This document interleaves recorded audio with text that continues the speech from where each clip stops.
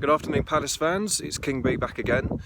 Really sorry I've been away for a while in terms of talking vlogs, well, just regular vlogs I should say, because since then I've done mainly reaction videos from Norwich and Bournemouth, but I thought I'd give an update since it's been the summer since I last did a chatting video out in the beautiful countryside. As you know, it's near Christmas, but although the weather's quite cold, it's really beautiful, still blue skies and it's very sunny, and out here in the countryside it's beautiful with the lovely views of the houses and the fields, and I love coming out here with hour walks as much as I can nearly every day, particularly in the holidays, and it's the perfect place for me to film these vlogs.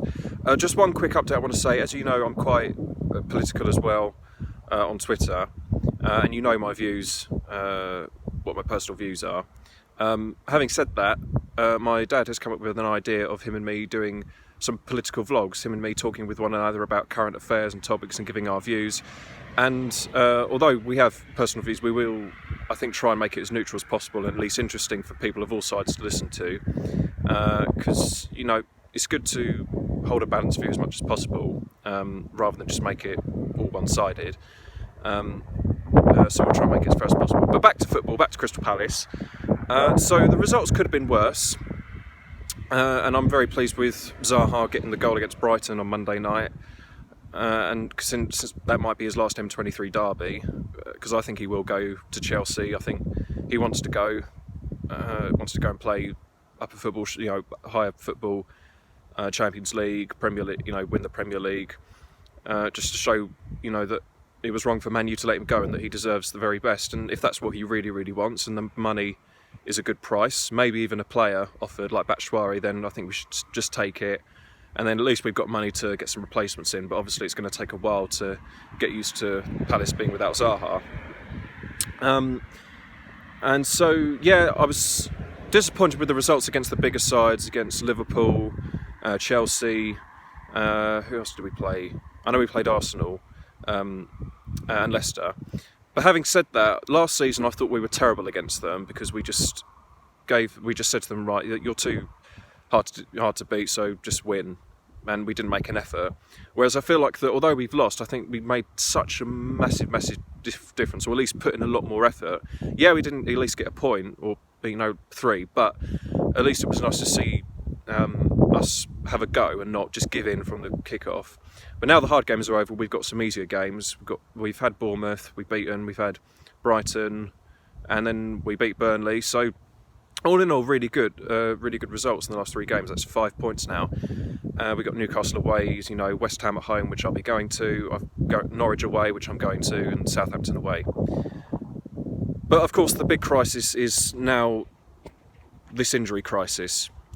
As you might remember, Roy Hodgson, when he first came to the club, had a bit of an injury crisis because we were without Zaha, Kabay, Sakho, I think in Benteke as well, for a long time. But this is just worse, and it frustrates you because you think surely this is either just a really weird coincidence or some conspiracy going around that other clubs are deliberately trying to tackle and injure our players. It's probably a bit too far, but the fact that when you've got 6 of your first team players out for quite a long time, well, Townsend, Cahill, who else? What's his name? Jeffrey Schlupp. They're going to be out for a long time, probably till March at the most, which is just terrible for us. You're left with what do I do? Now, there's two things I want to say to that. First is that if there are some good academy players in, and they've got the chance to shine, they should do it. Unfortunately, as much as I love Roy Hodgson, he's one of those managers where he doesn't like putting in academy players unless he really has to. Case in point, Aaron Wan-Bissaka. Now, having said that, I really think he should have given Mitchell a chance, because he's been, from what I've seen in the summer, a really, really talented left-back. Pretty much the same type of defender as Aaron Wan-Bissaka, really good at getting the precise moment at when to tackle and doing a lot of really good defending. And he's only 18, 19, and so I think that with that in mind, I think if he proved himself really good in the summer, and if he's back from injury, he should be given the chance, considering that we are without PVA and now Riederwald. So fingers crossed he'll get his chance against Newcastle. away, and we'll see how it goes from there. It may work out for him, might not. But it's always good if you've got up-and-coming players that are worth it, then, and they haven't got any other opportunity other than through an injury crisis, then you should do it, because you need someone. You can't not have 10 or 9 players. But we'll see. And the second point is that this is what I talked about a while ago. I may have briefly mentioned it back in the summer about how terrible our transfer window policy was. When I say policy, I mean players in terms of bringing players in. Because we've got this injury crisis, we're very short on getting replacements in because we didn't buy any players. Now, we had money for Wan-Bissaka. We must have had some money coming in from television money we made and staying up in the Premier League. And we've got these American billionaires but they're not willing to put money in. So now, as Roy said in his press conference, I'm going to try and persuade the American owners as much as possible to give me money to players.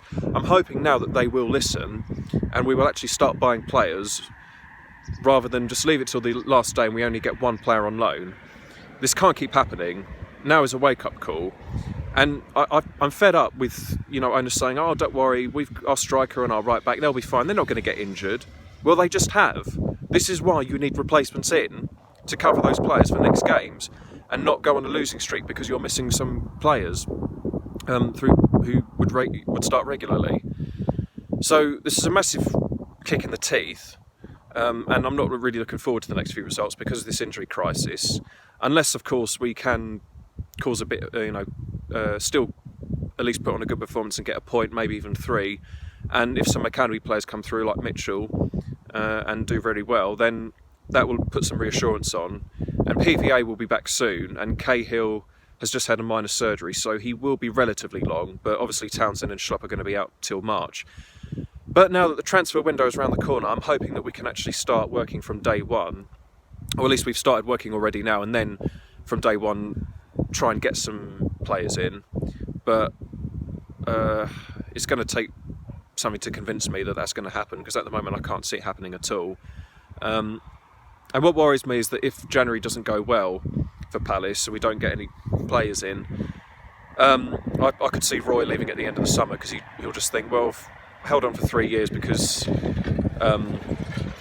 this is Crystal Palace, this is my boyhood club, so I've always stood by them, but I can't do it anymore because they're not backing me in the transfer windows, because we've got a chairman who leaves it business till the last minute. We've got American owners who have got a lot of money but aren't willing to give it to me.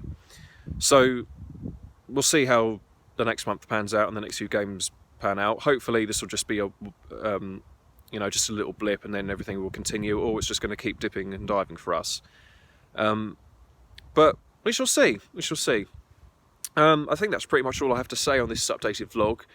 I've talked about the matches and my thoughts on them. I've uploaded a couple of videos, and I've talked about the injury crisis and the January transfer window.